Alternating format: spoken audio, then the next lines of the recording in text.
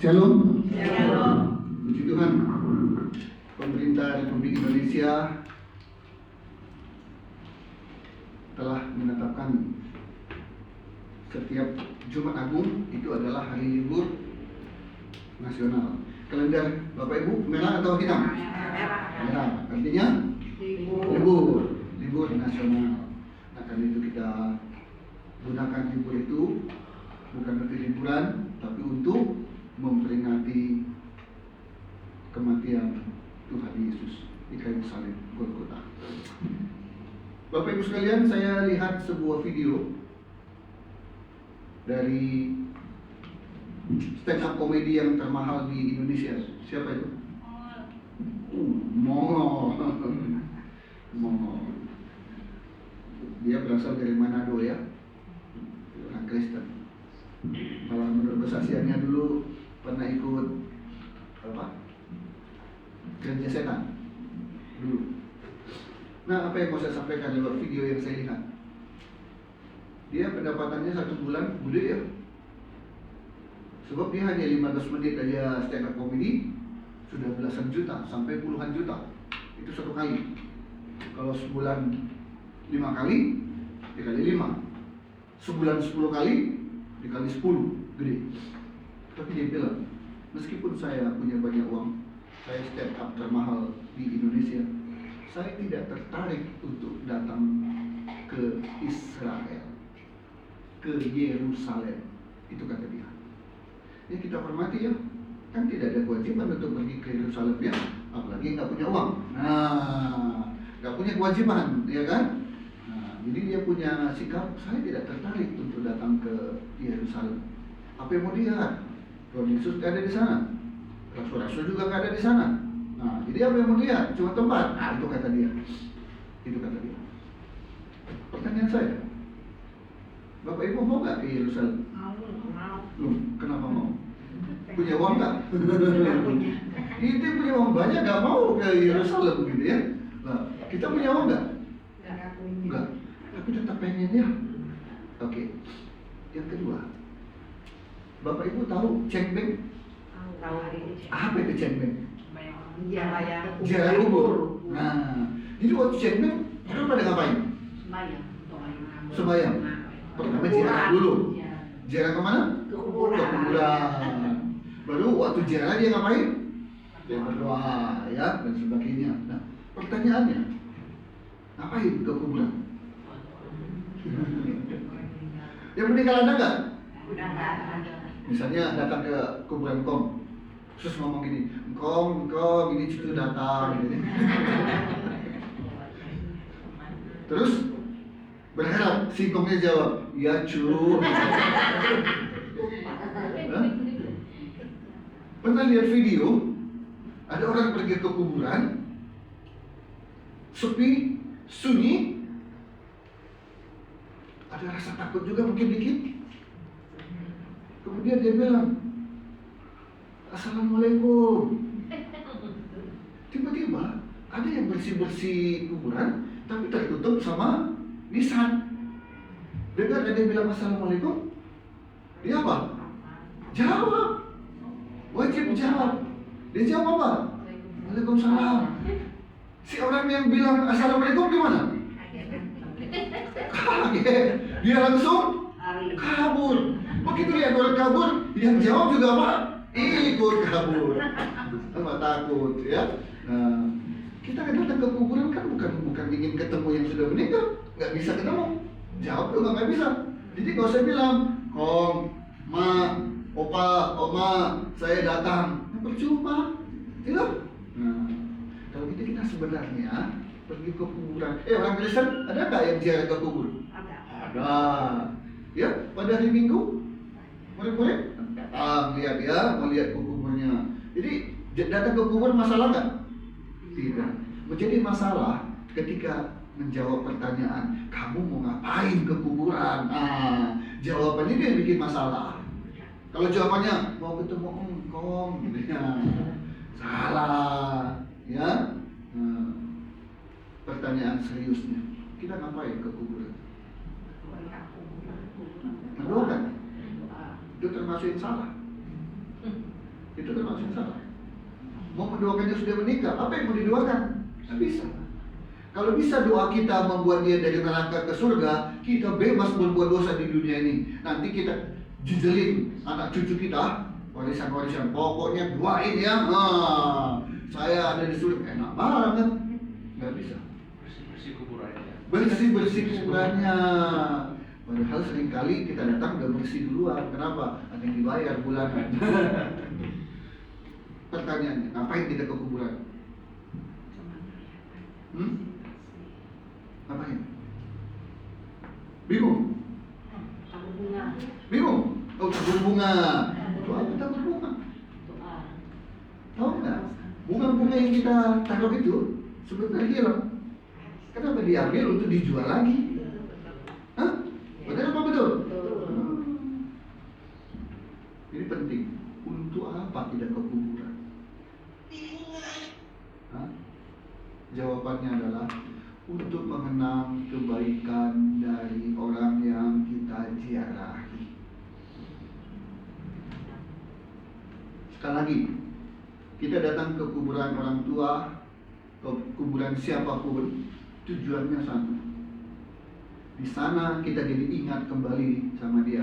Selama ini kita sibuk dengan kesibukan kita, ya. Kan orang kalau sibuk lupa segala-galanya kan? Makan aja apa? Lupa. Itu perut siapa? Perut sendiri bisa lupa. Nah, kadang-kadang kita lupa sama ini, lupa sama itu, kerja sibuk, lupa sama keluarga dan sebagainya ya. Nah, termasuk yang meninggal, kita kadang-kadang lupa. Di kuburan kita ingat lagi dia, dan yang kita ingat apanya? Kebaikan-kebaikan. Aduh, dia begitu baik, dia begitu memperhatikan saya. Ingat satu peristiwa ketika ini, aduh, terima kasih ada orang sebaik ini, dia sudah meninggal. Apa yang saya harus tiru dari kebaikannya? Itu yang kita harus lakukan ketika kita ziarah. Setuju? Setuju. Nah sekarang, Yesus sudah meninggal, sudah mati? Sudah. Kita datang ke Yerusalem, ada kuburannya? Kosong. Tapi ada nggak bekas kuburannya? Bisa nggak kita datangi? Bisa. Kalau bayangkan, imajinasikan. Saya sudah bisa mengimajinasikannya. Kalau Bapak Ibu saya nggak tahu. Saya bisa mengimajinasikan kalau saya sampai di Yerusalem, kemudian berziarah ke beberapa tempat, baik itu Taman Getsemani. Masih ada? Masih? Kok tahu udah pernah? Masih ada kuburannya? Masih? Masih ada tempat-tempat di mana waktu itu Yesus ada hadir di sana? Saya bisa imajinasikan ketika saya sampai di tempat itu, air mata saya pasti keluar. Kenapa? Di sini dulu Yesus pernah hadir, pernah lahir, pernah hidup 2000 tahun yang lalu. Dan sekarang Tuhan izinkan saya ada di tempat ini. Bagi saya itu suatu yang bikin saya terharu dan bikin air mata saya pasti bercucu. Nah karena itu Bapak Ibu sekalian, di ibadah peringatan Jumat Agung, mari kita mau ingat kembali apa yang terjadi 2000 tahun lalu lebih ya. Yuk kita buka Alkitab kita. Kita buka di Matius 26. Hari ini, siang ini kita mau mengingat kembali peristiwa-peristiwa yang dialami oleh Tuhan Yesus sampai di kayu salib Golgota. Kita baca dulu Matius 26 ayat 14 dan 15. Dua ayat ini. Nanti beberapa ayat lagi yang kita akan baca untuk mengingat kembali apa yang terjadi dengan Yesus. Sama-sama kita baca. 2, 3. Kemudian pergilah seorang dari 12 murid itu yang bernama Yudas Iskariot kepada imam-imam kepala.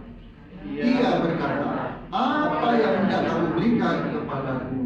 supaya aku menyerahkan dia kepada kamu. Mereka membayar 30 uang perak kepadanya. Apa yang Yesus alami? Pengkhianatan. Dia dikhianati. Oleh siapa? Yudas. Siapa itu Yudas? Murid. Orang yang hampir setiap hari ada selalu bersama dengan Yesus.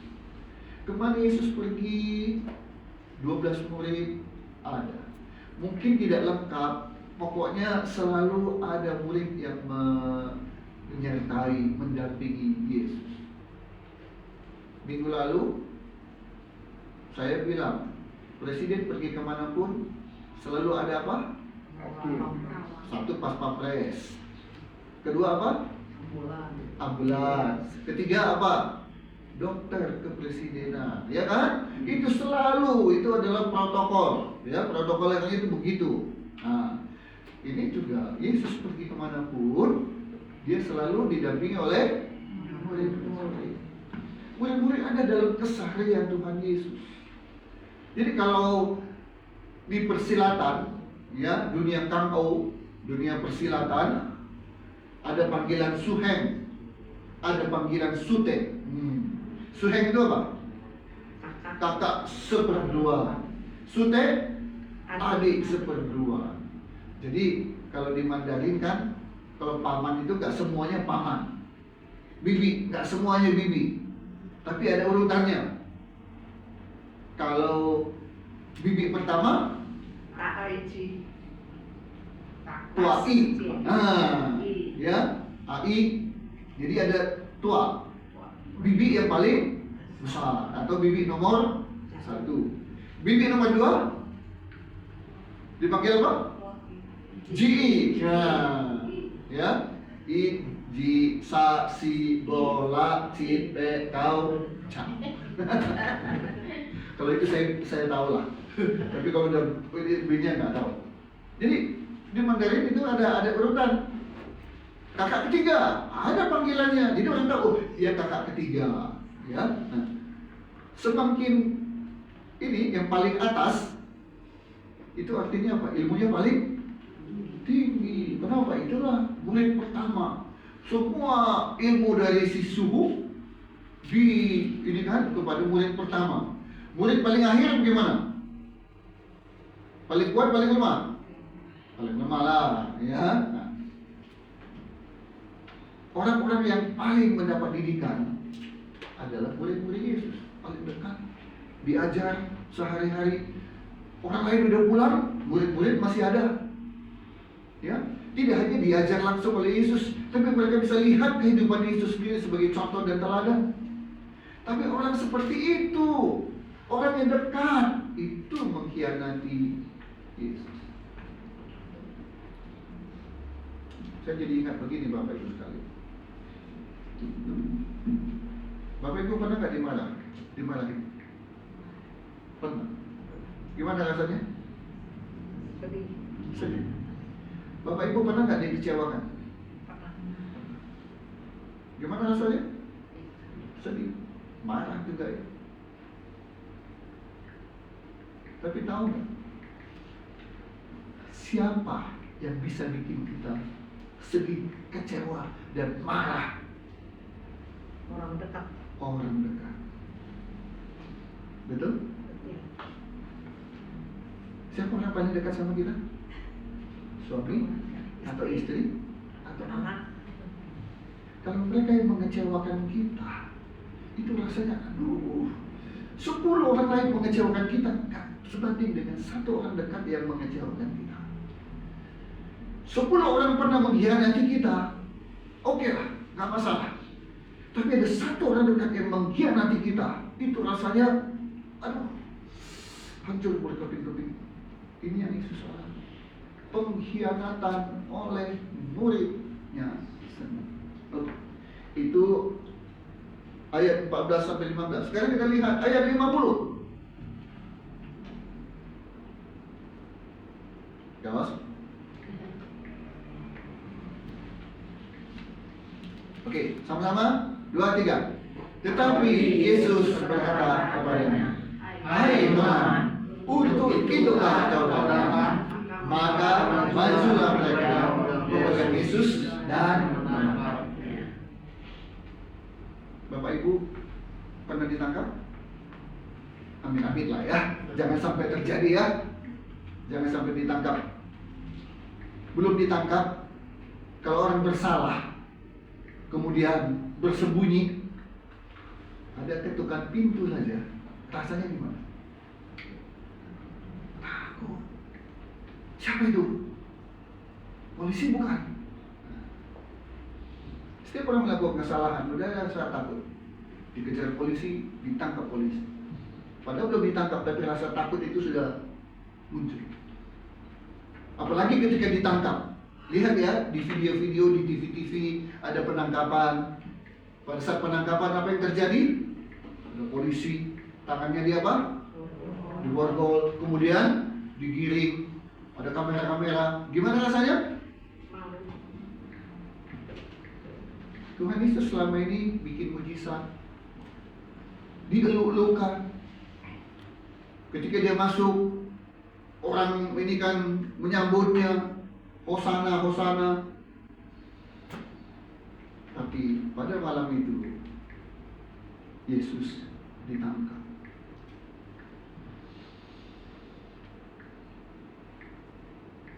Banyak kita lihat koruptor-koruptor ditangkap oleh KPK. Apa yang dia lakukan? Dia sembunyikan borgolnya, tutup dengan jaket. Kenapa? Malu. Dia pakai masker supaya wajahnya tidak terlalu kelihatan. Kenapa? Tapi ada juga koruptor ketika ditangkap, dada-dada. Ini terlalu gitu ya. Masih senyum-senyum gitu ya. Aduh, ini terlalu.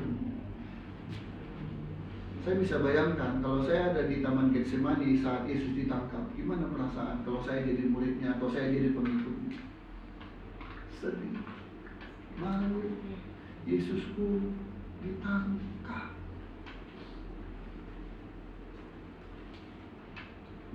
Mungkin ada di antara kita yang bilang, tangkap saya, jangan Yesus. Aku bersedia menggantikan Yesus. Mungkin ada yang berani ngomong begitu. Ada nggak? Atau udah takut duluan? Tapi Yesus ditangkap. Itu ayat 50. Sekarang ayat 59. Jadi pertama dia dikhianati, kedua dia ditangkap. Yang ketiga ayat 59. Yuk sama-sama, 2, 3. Imam-imam kepala malah seluruh mahkamah agama mencari kesaksian palsu terhadap Yesus supaya ia dapat dihukum mati. Saya kan advokat, saya pengacara. Tugasnya apa? Beracara di pengadilan. Di pengadilan, baik itu perdata, apalagi pidana, selalu pemeriksaan majelis, ada sesi pemeriksaan saksi. Dan ada pasal di KUH pidana. Nah, KUH pidana sekarang sudah ada baru ya. Jadi pasalnya sudah berubah. Isinya bisa sama tapi pasalnya urutannya sudah berubah. Tapi isinya begini. Barang siapa memberikan keterangan palsu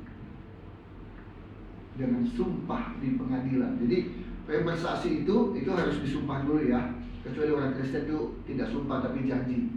Nah, dia harus memberikan keterangan yang benar, tidak lain daripada yang benar. Nah, sudah disumpah dan kemudian diberi keterangan, kesaksian. Tapi kalau kesaksian itu adalah palsu, ada ancaman hukuman. Makanya tidak boleh memberikan kesaksian palsu. Sebab orang tidak salah karena kesaksian palsu bisa menjadi salah, bisa dihukum padahal dia tidak bersalah. Atau sebaliknya, orang yang bersalah tapi karena ada kesaksian palsu, oh enggak, dia nggak ada di tempat itu, padahal dia pelakunya. Ini dia di mana? Oh dia ada dengan saya. Oh jauh, 70 kilo jauhnya dari tempat. Jadi nggak mungkin pada saat yang sama dia melakukan itu. Nggak mungkin. Nggak mungkin orang berada pada tempat yang sama sekaligus. Dia ada bersama dengan saya saksinya. Kesaksian palsu, selamatkan dia. Padahal betul dia pelakunya. Jadi kesaksian palsu bisa membuat orang yang salah jadi bebas, membuat orang yang tidak bersalah jadi dihukum. Yesus mengalami ada kesaksian palsu, hanya bertujuan agar Yesus dihukum, dan hukumannya bukan hukuman biasa, tapi hukuman mati. Ayat 67. 2, 3.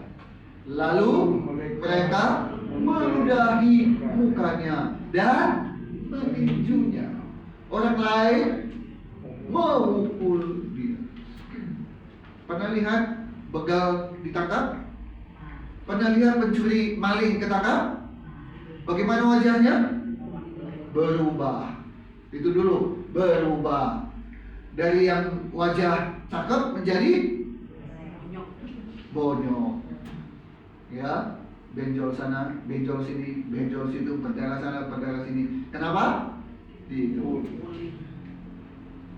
Ada beberapa orang komentar, aduh jangan begitu, kasihan.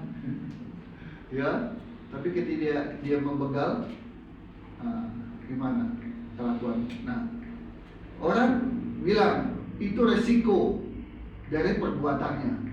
Ketika dia mencuri dan ketangkap, ya siap untuk dihakimi oleh massa. Tapi Yesus tidak bersalah. Apa yang dia terima? Dia diludahi, dia ditinju, dia dipukul. Itu yang Yesus alami, itu yang Yesus terima. Ayo, jadi kita Jumat Agung hanya setahun sekali kita peringati. Udah itu lupa. Jadi Jumat Agung ini kalau kita nggak ingat ini, nggak memperingati ini, wah keterlaluan kan? Keterlaluan. Ayo ingat kasihnya, bagus. Tapi ingat juga penderitaannya. Penderitaannya bukan penderitaan biasa. Dikhianati. Yang kedua apa? Ditangkap. Ketiga apa? Kesaksian palsu. Keempat, diludahi. Kalau ada orang ketika kita bicara, ya lagi ngomong, terus dia begini, kita gimana rasanya? Tersinggung. Terus kita, kenapa? Hina. Loh dia ngeludah doang kok. Itu aja kita udah merasa marah karena dia meludah, padahal ke tanah. Gimana kalau muka kita yang diludahi? Dibalas. Ini contoh ya, pendeta, tinggal pendeta, ini main gitu ya. Oh diludahi. Oke. Ayat 70. 2, 3. Tetapi ia menyangkalnya di depan semua orang, katanya, aku tidak tahu apa yang engkau maksud. Siapa yang bilang itu? Ia menyangkal. Siapa yang menyangkal? Ayo. Ia menyangkal di depan semua orang, katanya, aku tidak tahu apa yang engkau maksud. Ayo.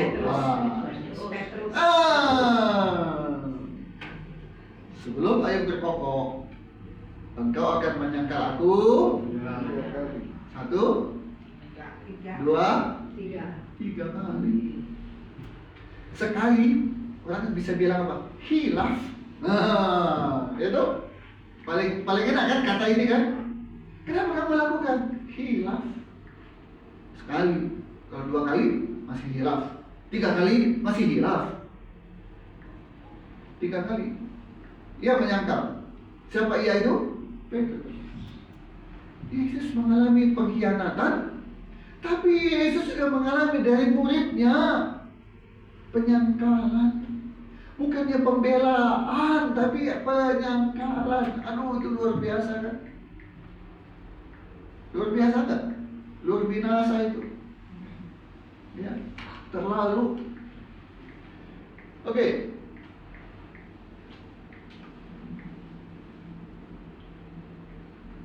Kita pindah ke pasal 27 ayat 29. Yuk sama-sama baca. Mereka menganyam sebuah mahkota duri dan menaruhnya di atas kepalanya. Lalu memberikan dia apa? Sebatang bulu di tangan kanannya. Kemudian mereka berlutut di hadapannya dan mengolok-olokkan dia. Katanya, salah hai raja orang mulia. Yesus dihina, Yesus diolok-olok. Udah sakit jasmani, tubuh dipukul, ditinju, sakit perasaan, difitnah dengan kesaksian palsu, sakit perasaan, tidak diakui, disangkal oleh muridnya, dikhianati oleh muridnya. Dan sekarang sakit hati perasaan karena diolok-olok.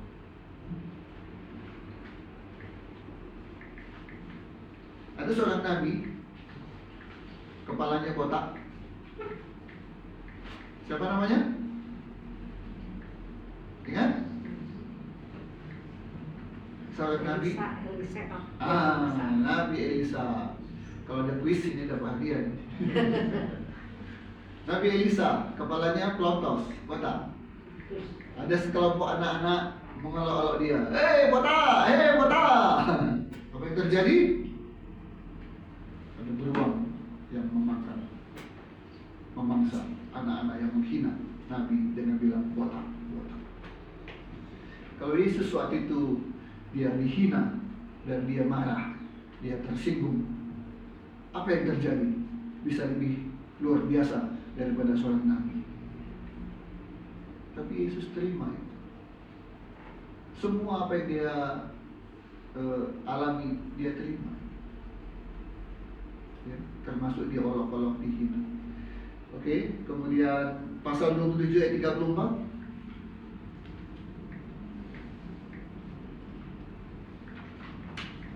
Sama-sama, 2, 3. Lalu mereka memberi dia minum anggur bercampur tebu. Setelah ia mengecapnya, dia tidak mau meminumnya. Sesudah menyelipkan dia, mereka membagi-bagikan pakaiannya dengan membuang bumi. Bapak Ibu, ada yang pernah mengalami ya? Mungkin sekali seumur hidup, ketika makan entah daging sapi, daging kambing, atau daging ikan, dan dagingnya pahit. Pernah ngalami ya sekali seumur hidup? Atau ya jangan sampai berkali-kali lah, aduh terlalu ya. Sekali aja pernah nggak ngalami? Kalau itu kita alami, tahu nggak kita kenapa itu pahit?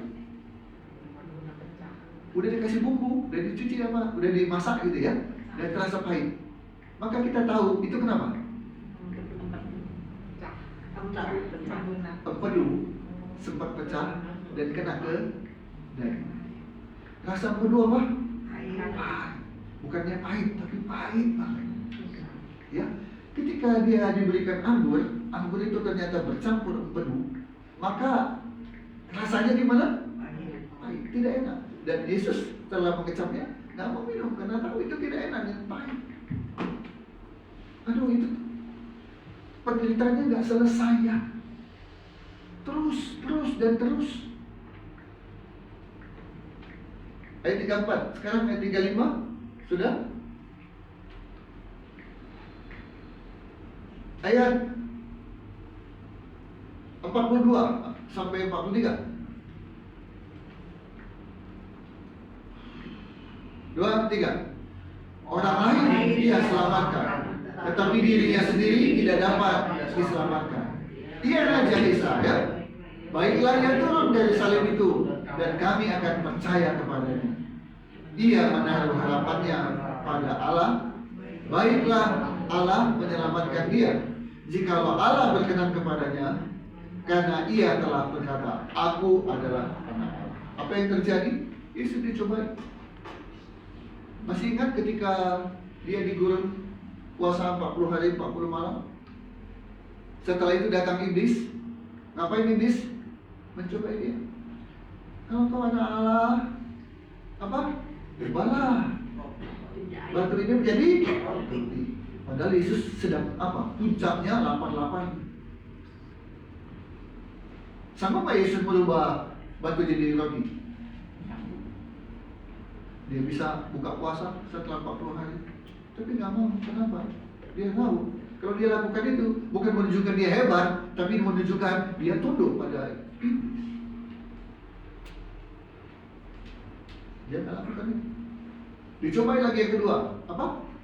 Jatuhkanlah dirimu, maka malaikat akan menantang engkau, maka engkau selamat. Nggak mau. Dia nggak lakukan. Tanyalah kau iblis. Jangan coba. Yang ketiga apa? Seluruh kekayaan dunia kuberikan kepadamu. Nah, ini biasanya apalagi laki-laki. Laki-laki itu kelemahannya 3 ta. Apa itu? Harta, tahta, wanita. Ya, itu salah satu di antaranya.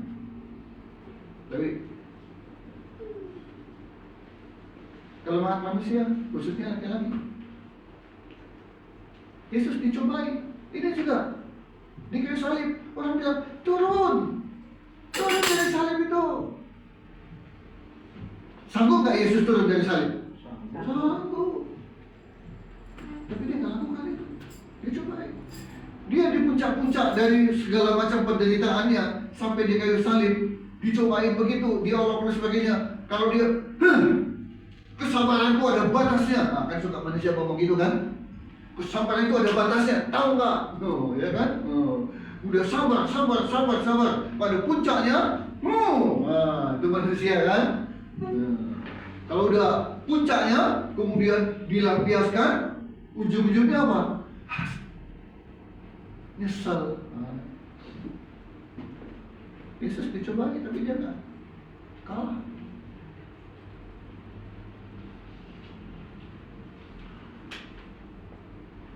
Ayat 48 2-3. Dan segeralah datang seorang dari mereka. Ia mengambil bunga kerang, mencelupkannya ke dalam anggur yang asam, lalu mencucukkannya pada sebatang bulu dan memberi Yesus. Empedu pahit masih bisa diminum tak? Bisa menurut saya. Karena banyak obat pahit juga. Karena kita butuh sehat, kita telan. Brotowali tahu? Rasanya bukan cuma pahit, tapi pahit banget. Bisa nggak diminum brotowali? Bisa. Jadi kalau empedu juga sepahit-pahitnya masih bisa diminum. Tapi kalau asam gimana? Ini yang berat. Pernah bayangkan apa sih yang paling, buah apa yang paling asam? Lemon. Oke, lemon asam.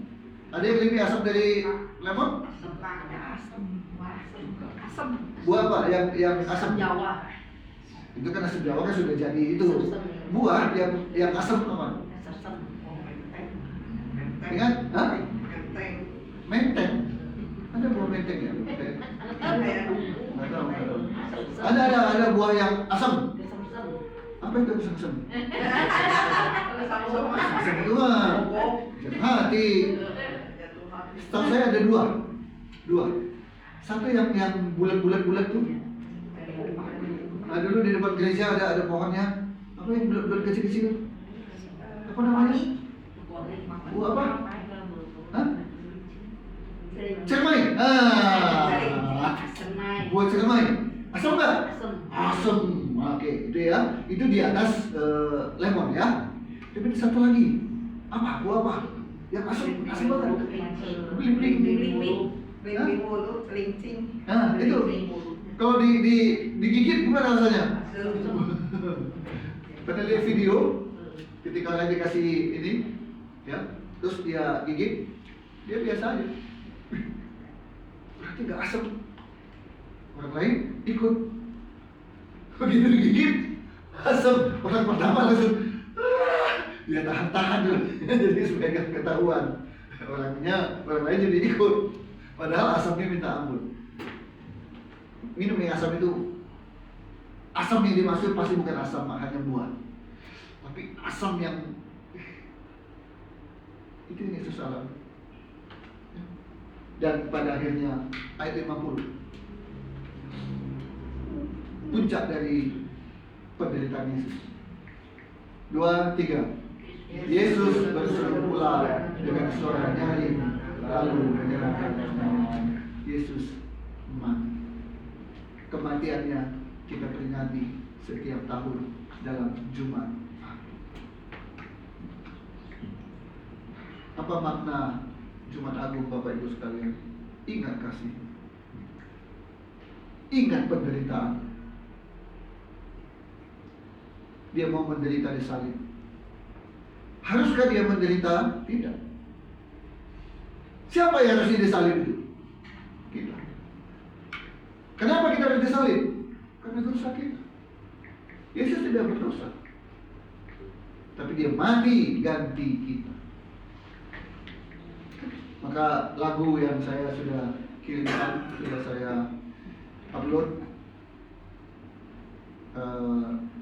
refrainnya berbunyi begini: bukankah Yesus telah rela menderita di salib? Pak, coba Bapak mainin di D minor, mungkin lebih gampang. Lebih gampang kalau mainin di D minor. Ya. D minor, Dis minor.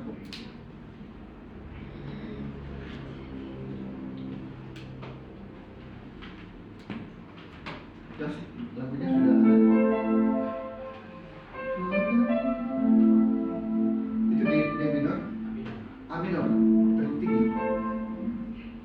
A minor, coba di D minor. D minor. D minor ya.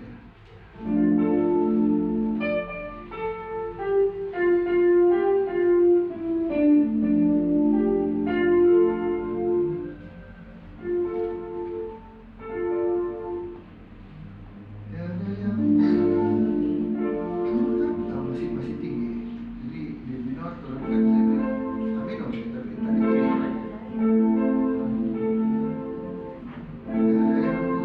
Bukankah Yesus telah rela menderita? Ke D minor ya. Dari A minor ke D minor. Bukankah Yesus telah rela menderita di salib, rela menerima hinaan,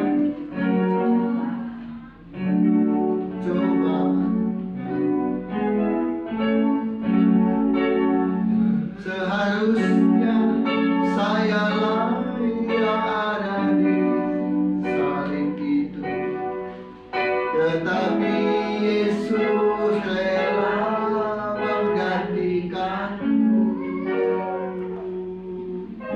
Amin lagi. Ya, coba ya. Bukankah Yesus telah rela menderita di salib, rela menerima hinaan, cobaan, cobaan, kutukan. Seharusnya sayalah yang ada di salib itu, tetapi Yesus rela menggantikanku. Ulang lagi. Oke.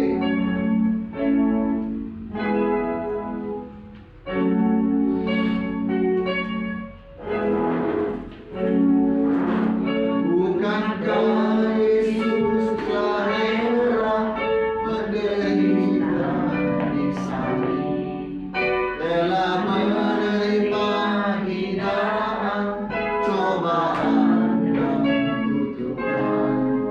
Seharusnya sayalah yang ada di salib itu, tetapi Yesus rela menggantikanku.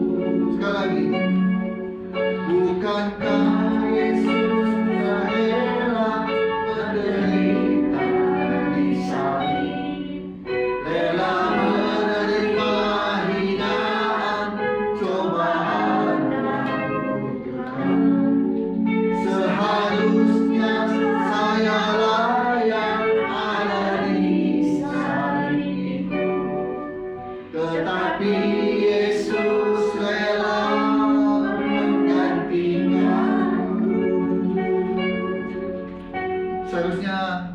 saya dan Bapak Ibu yang ada di sana. Tapi Yesus rela menggantikan kita supaya kita dari kebinasaan terganti menjadi keselamatan kekal selama-lamanya. Karena itu mari kita bersyukur. Mari kita bersyukur, ingat selalu kebaikan Yesus. Tanpa penumpahan darah tidak ada penebusan dosa. Dan tidak ada manusia yang tidak berdosa yang bisa menebus sesama manusia. Tidak ada. Hanya Dia, Allah, Tuhan, turun ke dunia menjadi manusia dan kemudian menderita sampai mati di kayu salib Golgota supaya kita memperoleh keselamatan. Ayo di peringatan Jumat Agung ini ingat selalu penderitaan Yesus, ingat selalu kasih Yesus, dan karena itu jangan berbuat dosa lagi. Jangan salibkan Yesus untuk kedua kalinya. Mari hidup kita persembahkan untuk Tuhan, untuk hormat kemuliaan nama. Mari bangkit berdiri, kita akan masuk dalam perjamuan kudus.